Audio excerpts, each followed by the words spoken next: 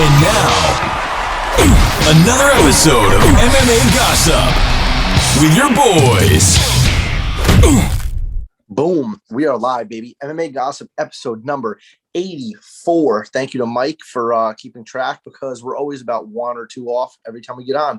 We have that conversation about literally every single episode. Anyway, thank you guys for following along. If you're still here, help the boys out. Hit the like button, comment, and subscribe. It really helps us out.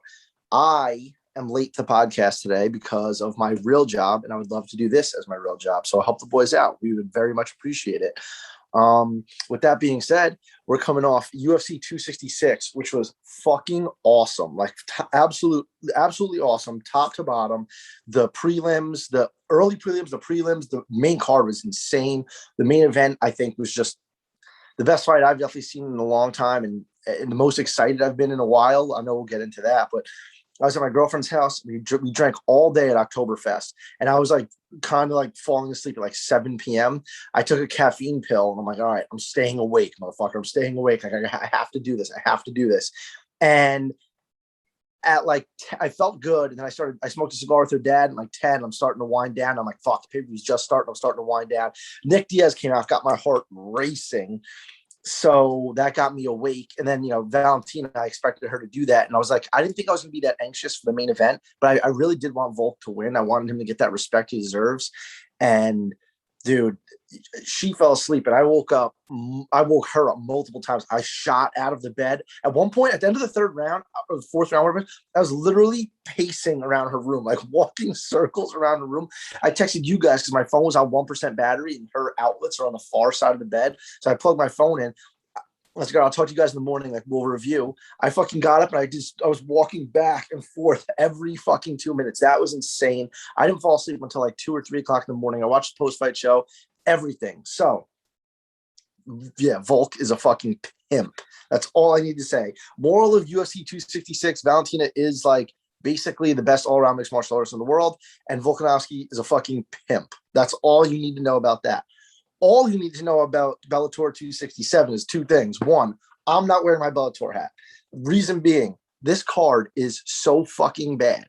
Bellator 267 is supposed to take place in London. It's the rematch between, I almost said Paul Daly, the rematch between Douglas Lima and MVP. Holy shit. Aside from that, this card is rough. It almost seems like, I don't even know what it seems like. It's just rough. It's the worst card I've seen, especially from Bellator, in a long time. And again, I've said this how many fucking times? 1 trillion fucking times, Bellator. Come on. The UFC just put on a pay-per-view event. They just used star power. The following week's card is not going to be strong. What the fuck are you doing? Like, why? The main event is awesome, and it's going to get like attract viewers, but you need, the poster is just them two. The poster's horrible. That's besides the point. I'm just rambling here. Moral of the story, UFC 266, awesome. Bellator 267, thumbs down. I also saw Julia Budd while I was taking a shit before, signed with PFL. Fun fact, I guess, since we're talking about Bellator. Other than that, Mike's going to give us the rundown. I think I'm still hyped off UFC 266. So if you're still listening and you think Volk is a pimp as well, like this video. Yeah, so I have 3 talking points. And one of them is, and I have them all dashed, and one of them says Volk is a savage. Like that is the talking point. Like just like one of the few times, because we're always like super impressed with a lot of different fighters, but like it's a very few times when you see a performance like Volkanovski had, and you're just like, holy fuck, man, this guy is absolutely as elite. And we said it before the podcast, we're like, this guy's absolutely elite. And I was saying yeah, this is one of the few times where MMA math actually does add up, and I was like, it happened, literally happened just like that. And I bet again on Ortega. I'm such an asshole. But but seriously, that was one of the few performances where I was just absolutely shocked. And it was an art, I'm saying? It's mixed martial arts, and that is mixed martial arts to a T. And that was just like such a beautiful performance. Matt, what do you think about, real quick, on the main event before we get to our next point? It's so sad that what I was most impressed with was fucking Ortega's submission attempts in that one round. It's like the part of the fight that sticks out the most to me from both sides of the spectrum. Like, I was about to say, bro, You thought the submission attempts were the most impressive? No, I meant the whole everything. Like both like how slick Ortega is and how what a dog Volkanovski is not tapping to either of those. But I do think that's a fight we'll definitely see again for sure. And I would like to see Ortega attack that game plan earlier because when it went there, he absolutely dominated. Curious to see what he could do when it's not getting towards desperation in the later rounds where Volkanovski knows you need a finish. Yeah, I agree. He definitely should go to the grappling a little bit earlier. And like, listen, we can sit here and be like, hey, you should go for takedowns. But again, it's Brian Ortega, who's not an offensive wrestler, going against Volkanovski, who has ridiculous takedown defense. You know what I'm saying? So even if he trained for the next, I get what you're saying, Matt, and I agree to a point that he needs to figure out a way to get it to the ground. You know, I mean, he was though. He got there.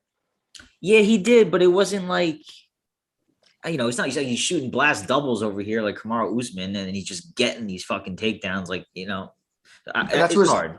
His coaches were calling for that too. Yeah. Yeah, don't blame him. You know, and I'm gonna go off what Sav said because he went on a rant about this the other night. Granted, he's so what the fuck? He's so old school in his thinking, but it's just like it's very true. You're going into a fight. What is Ortega best at? Jiu-jitsu. Why are you going into a fight playing the other guy's game? Like, I don't think you shouldn't be waiting to do what you're the best at while trying to catch up to a guy that's trying to box with you. He's trying to stand. He doesn't want to be there. Like, that's not Volkanovski's game. So why are you going to go try something you know you're not nearly as good at? You're trying to punch somebody in the face that's better at punching people in the face than you are. And what's it called? And also with how short he is, he started ranting about how he should be clinching him up a lot up against the cage and looking for that standing guillotine that he seems to get to a lot. But that's a whole nother conversation. But I agree though. Like, just that's your game. You should be fighting to get there because at worst, it's a grappling match and you're not getting outstruck for the first couple rounds. And there's more work up against the cage. Maybe start draining Volkanovski's arms, defending takedowns. Like, it's just a completely different approach that I think should be explored earlier in the fight. I think that if he tried to do that with Volk, he would have got tired first, and that would have been detrimental to his game plan. Because Volkanovski's got a gas tank for fucking days. I mean, props to Ortega too, but it just seems like he was. I don't know. That was such an epic fight. The scorecards don't do it justice, obviously, you know. Yeah. But I mean, although I agree with the scorecards, they don't do it justice. But I don't know, man. That just seems to be Ortega's style. Like I said, his striking definitely did get significantly better, but he did until the fifth round. He really didn't have that many striking moments. So that goes off what Sav said. I just think that if he tried to grapple early and often, you know, and wrestle against the cage, like I said it on the last podcast, his wrestling isn't that good, and his offensive wrestling is not as good as Volk's defensive wrestling, his takedown defense. So doing that against the cage for a couple rounds, I think it would just tired him out earlier, and then Volk would have came on strong as fuck in the third, fourth, and fifth round. And who knows if Ortega would even won those rounds early on. You know what I mean? Yeah, that's it. And to add on to that, Ortega's eaten like nearly 600 strikes in his two title attempts being the challenger, and that's not good for his potential third attempt. No, yeah. And one last point before we move on. I think, I think he kind of fell in love with his hands after the Ortega fight, after the Frankie and Ortega fight, when he was just like, you know, dominating these, you know, great stand-up guys. And we see that a lot with, fighters who are primarily grapplers, and then they come out and have a good performance on the feet. Then they like, okay, I can hang with everybody now, you know, even though that's not your strong suit. That happened with Brendan Allen. Remember, Brendan Allen was just a grappling whiz, and then he goes out there against Sean Strickland and thinks he's Mike Tyson. Yeah. Brought him, and then he realized, okay, going up against Carl Roberson, here's a takedown, and got him in the heel hook. But then he goes against Punahele Soriano and doesn't go for one takedown and beats the shit out of him in the feet. You know, that is that Sanford. I think it's that Sanford curse. You go to Sanford, you get better striking. You know what I'm saying? And you do. But you know, stick to your strong suit. Why we're trying to win money here? There's win money. You know, there's show money and win money. Why are we trying to? You know, you gotta weigh your options. All right, next question, guys. Very simple one. Want your honest opinion? How do you think Nick Diaz looked coming off of his long layoff? Just straight up, simple question. honest opinion. What do you think as you were watching it and now, 3 days later? Let's start with Matt. You go first. What did I tell you earlier? Because I still think that. Sorry. Matt smoked the fat joint before hopping on the show. I don't know. I mean, I know, like you said pre-podcast, that it's just the way the Diaz fights, but like, just looked like he was hitting mitts to me. Like he was just, I don't know. Everything he did kind of looked labored. He did, like Dana White said he looked good. I didn't think he looked good. I thought he was pot-shotting and fucking washed up Robbie Lawler. Just circling the cage the whole time. Like there was nothing there that made me say, I really want to see Nick Diaz fight again. Like, was it terrible? Like brutally embarrassing? No, but I wasn't impressed. Go ahead, Chris. I think he looked pretty good. He looked better. I don't know, not better. I kind of figured that's what he's going to look like when he's 38 years old and been out of the cage that long and is not nearly in as good a shape as he has been in the past. His striking looked pretty good, though. His boxing looked pretty good. His chin looked pretty good until whatever that fucking ending was. He ate some big shots. Robbie ate some big shots. And props to fucking Robbie, because Robbie definitely looked the best he's has in a couple years. So, you know, I don't know if it was Nick Diaz looking bad or Robbie Lawler looking good or a little bit of combination of both. But I think Nick should fight again, and he could do like those legend fights. Like there's guys like going into this fight, right? He was the favorite for a little bit. And I know it went back and forth, but it was more the unknown of Nick. There's guys in the UFC that Nick Diaz can beat and get into exciting fights and beat them. Like, do I want to see him fight Masvidal? No, but I think he could fight older guys in the division, and in 170 or 185, he's got options. And, you know, Usman was probably rooting for him so hard because if Nick Diaz won, he probably would have fought for the fucking title next.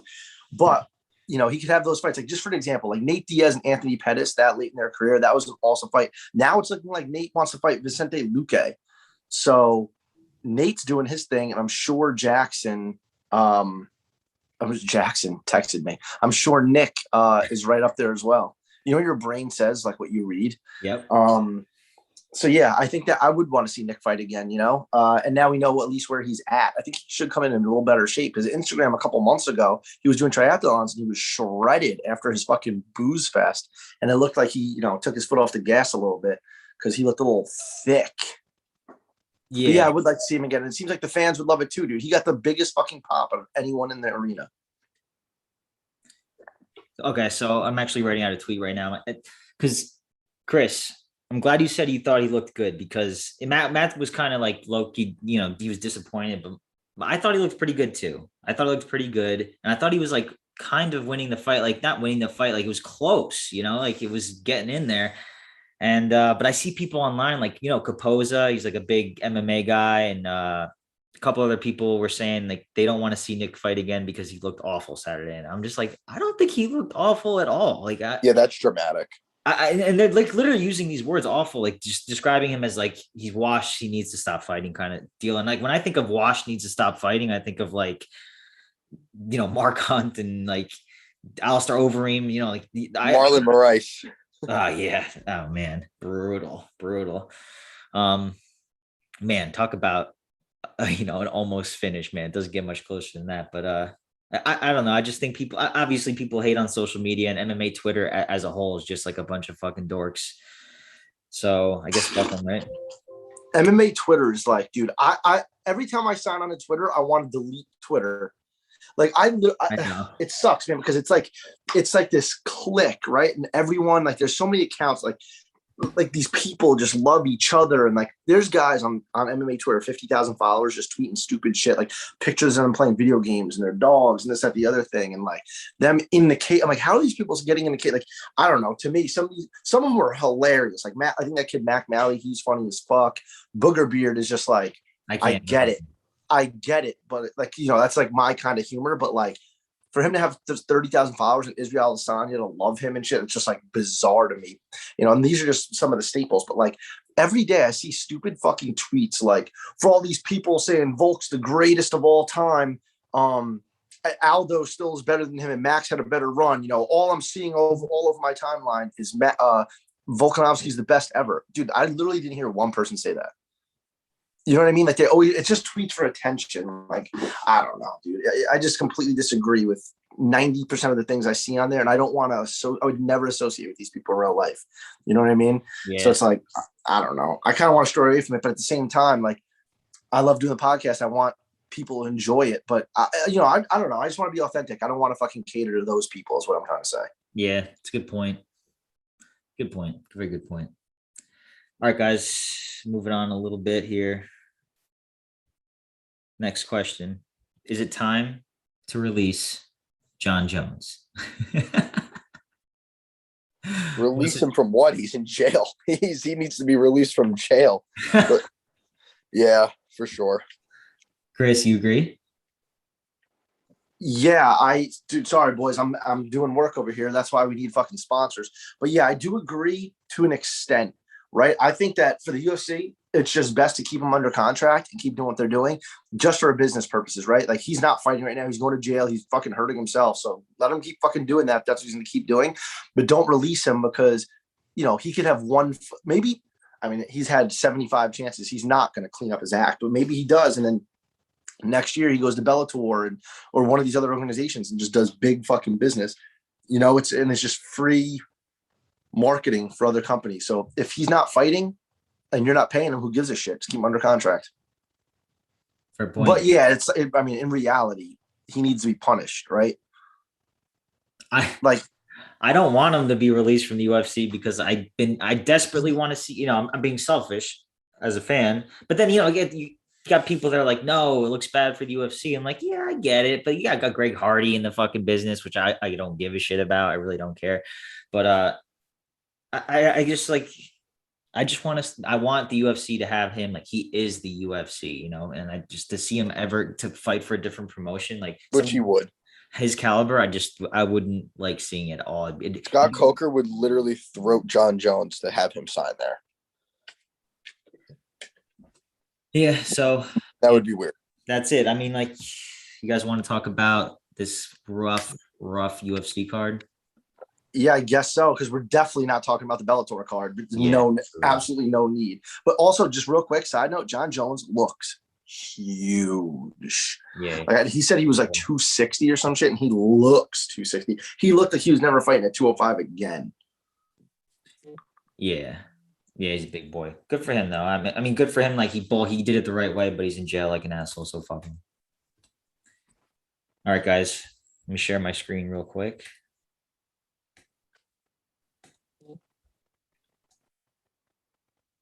All right. Yo, Joe Selecki, Jared Gordon. Yo, I locked this week. I'm telling you right now. I know, Matt, but listen to me. Why is he only minus 130? Yeah, no, well, I'm taking it. I know, but it seems not like bad, but I'm taking it as my lock. I agree. I think he should dominate Jared Gordon. He should. I mean, he got taken down by Jim Miller, controlled for a whole round. Maybe that's why Kevin Holland's gonna lose. Yeah. Nah, maybe not. Yeah, I don't know. But moving on. Aspen Ladd. Okay. I think she's gonna finish Macy Chiasson. Chris, I know Chris knows that Macy Chiasson is a folder and she breaks and she's not mentally strong when the going gets tough. Hey, she might have grown. I think she's at a different camp now and getting better. She looked good in her last performance, but I'm not buying it. I think Aspen Ladd a real deal. I think if she recovered from her rough injury the right way and she fights like she used to, I think she's gonna steamroll here. Got $50 on her to win inside the distance. I guess. I don't know. I know. I think you might have Loki picked Macy Chiasson when they were booked. This fight was booked like 3 or 4 months ago. I think you might have picked Macy. Yeah, I think there's value there. Okay, fine. Yo, you're right. I think you're actually right. At minus 250, it's a little steep, but I'm still picking her to win. I'm not betting it, but I mean, I did inside the distance, but minus 250 is way too fucking high. Yeah. There's some other good ones down there towards the bottom. Devonta Smith and Jamie Malarkey. Yeah, I'm actually pumped about that. It's a good fight. I like Smith a lot there, though. I think Smith is just like an athletic freak. That I think Malarkey's one of those guys who can still get away with fighting like that, though. Yeah, no, that's exactly my point because Malarkey is unathletic and then Devontae is super athletic. So it's like Yes. those things where it's like, yeah, Malarkey may be smarter than you and, you know, but he just doesn't have the tools that you have. And even though Devontae Smith, I don't think he's going to go very far at all because I think he's kind of athletic and that's it. But I think he should roll here too. Also, you guys know me, Alex Hernandez. I've been low on him since the get go. Yeah. So if you're gonna give me plus 385 on some no name against Alexander Hernandez, I'm gonna. I don't know. I feel like it's a waste of money. Dana's know. trying to. Dana would tee him up a win. Probably they do like him, but like he is just an underachiever. I don't know if he's an underachiever. It's just not that good. I mean, I think he's a poop stick, and the guy he's fighting doesn't look like he's anything to write home about. no, definitely not. Definitely nobody. I know nothing about him. It's just off principle of Alex Hernandez being a -5, whatever. He's a knockout fighter. Looks like. I mean, all of his wins are by knockout is what I meant. That was a very weird way to say it, but All right, so he's winning by knockout. yeah. Alex Oliveira. This one's fun. Alex Yeah. Oliveira, Nico Price. This is one of those fights where it's like, oh my god, it's gonna be fucking nuts, and then they're like, It's gonna turn into a shitty grapple fest. or like, yeah, super boring fight. But I don't know. This feels like one of those fights where it's like Alex Oliveira's on a huge skid, and then this is the time where he like saves his job and gets a win over Nico Price because Nico's super beatable. But I think Nico's got more dog in him though, and Alex Oliveira, for sure, when the going gets tough. So I would bet more on that happening. yeah, Oliveira definitely folds. Oliveira would have to finish him early. Yeah. Here's a weird one. Matt's favorite fighter. He bets on him all the time. Oh, fuck him. I'm betting on. I would bet on Joko. Misha Cirkunov, who literally has a glass chin, going up against Krzysztof Jutko, who's like a perennial number 20 ranked fighter for like 6 years. Very true. I like Joko there though. I think he's on a bit of a run right now. No. I think he was on a run, but then he just lost to Strickland. Yeah. He was on a run though. He was doing pretty good for a little while.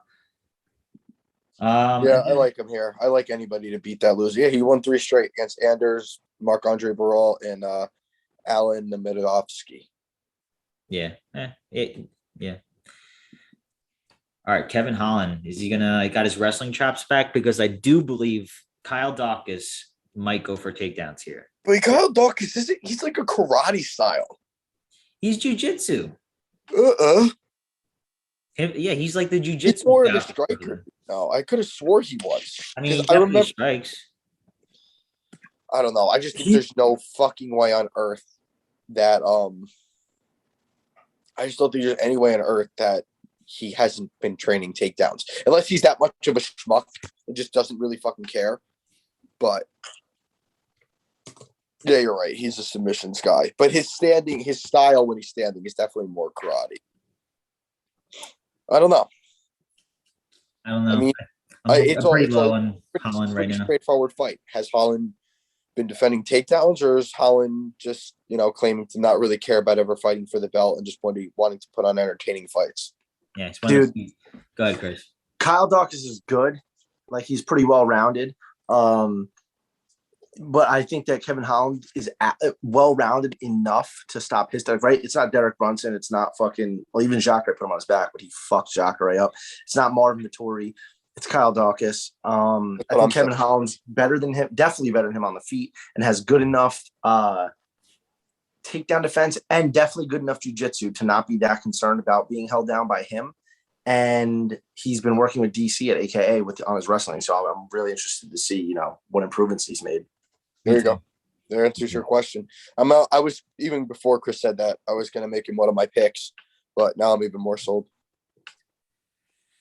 All right, you guys ready for this whack main event? The over-under is set at 1.5 at even odds on the one and over and under. So that's all you need to know about this fight. It's 5 rounds. If it goes 5 rounds, I'll buzz my hair off. Literally, I'll do that bet right now. If this goes 5 rounds, I'll buzz my hair off completely. But I don't know who wins this fight, man. I mean, I think Thiago Santos might be shot at both. Yeah, I think he's shot. I'm giving it to Walker. Yeah, but Walker's doo-doo, like Walker. Is, but like, Dude, after still that, fucking crap. after that Krylov fight, I was like, this is going to be the next John Jones. They were calling him the next John Jones, man. He had some outstanding knockouts against good competition. And then he got beat up by Corey Anderson. And then he did the Krylov fight, and everyone was like, He knocked the fuck out of Ryan Spann since, though. I don't know, dude. I just think Spann almost knocked him out before that. It was like back and forth. right. I don't know. I think Santos is a shot after his last fight. First fight back after all that torn leg. Maybe I'm wrong, and he just needed to get his feet wet again, which is definitely a possibility. But he's never been a cardio machine, so it's not like I'm banking on him to outlast Johnny Walker. I think it's probably about the same in that department. It would just be turned to a sloppy striking fest. But I don't know. I'm just gonna go with the younger guy here with the plus money. Chris, who's winning this main event?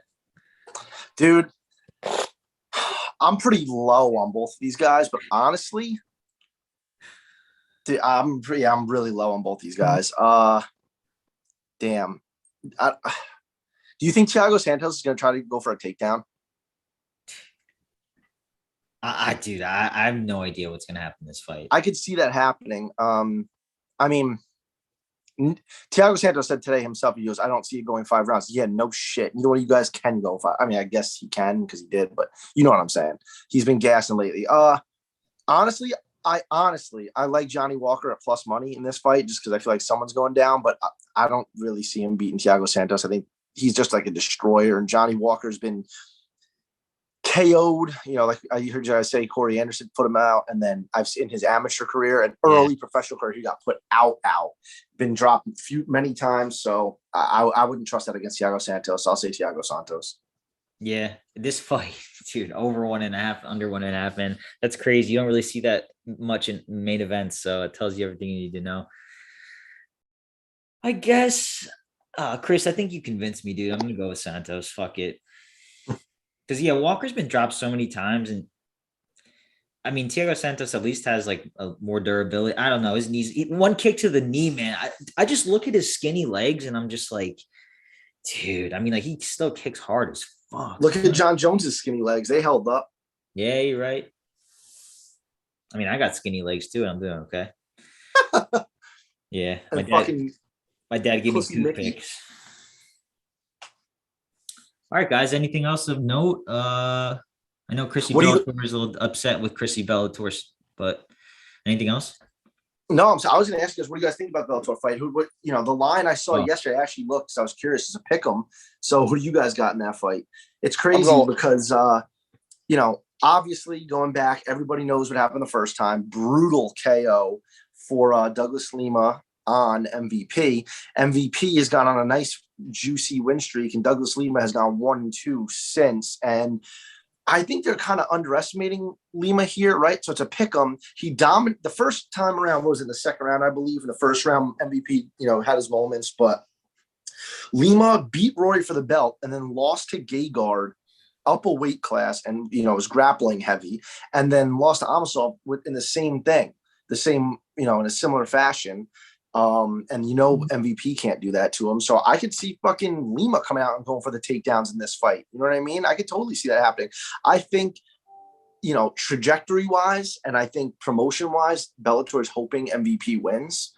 The fight's in London, so there's all you need to know. But I think that at the odds the way they are now, there's definitely value on Lima. Yeah, I couldn't have said it better myself. I agree 100%. I think people are looking. It's all about recency bias, and we all know Lima has stunningly bad get up game, and Michael Page hasn't gone for a takedown in his entire life. So this can be a stand up fight unless Lima decides to take to the ground. So I think -110 is a great price. We've never really seen Lima hurt either, so it's not like I'm worried about his durability, because as much as MVP is like a showman, like he does have some like snipers in his hands. I'll give him a lot of credit there, and fast twitch muscle, good kicks. He did that to what's his face's nose in the last fight, or remember that he fucked his nose up bad. So yeah, as long as Douglas Lima minds his P's and Q's, I think he should get this W. I agree with everything you guys just said, and I would never pick MVP just on principle because I hate him. It's awesome. Dude.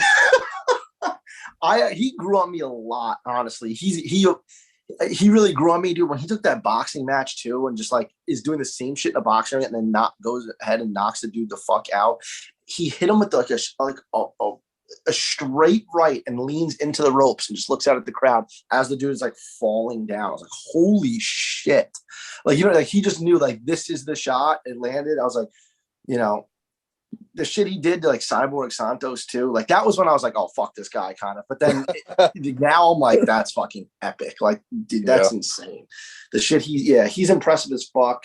You know, he's smashed some noses, broken skulls. Like he's legit, dude. And I'm fucking excited. Like I feel like Bellator's on the same page. So yeah, should be good fight.